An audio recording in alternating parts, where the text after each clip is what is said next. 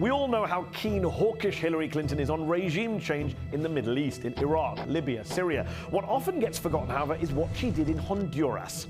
The fact that Honduras was a democracy didn't stop then Secretary of State Clinton backing regime change even there. Back in 2009, she threw her support behind the coup that ousted democratically elected Honduran President Manuel Zelaya, who was flown out of the country in his pajamas.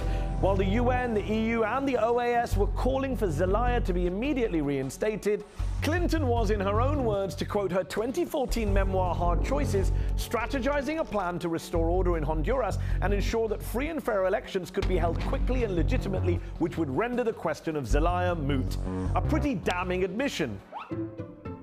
Which is probably why she removed it from the paperback edition of her memoir that came out a year later.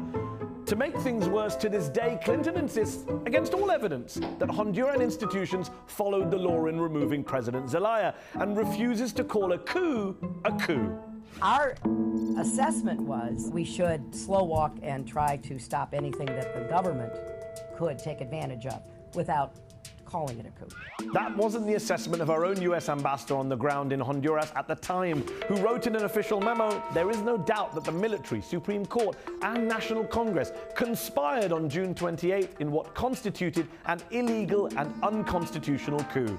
That memo of his includes the word coup a mere 12 times. Maybe Clinton just lost it in all her other emails. But here's the worst part. Earlier this year, Clinton actually congratulated herself on how events in Honduras turned out. We managed a very difficult situation without bloodshed. Put aside for a moment that the people of Honduras might not want the US managing situations in their country, to say with a straight face that the whole thing happened without bloodshed is astonishing, given the UN says the murder rate in Honduras went up by almost 50% after the coup, with the return of death squads, ongoing violence, and soldiers accused of murder and torture.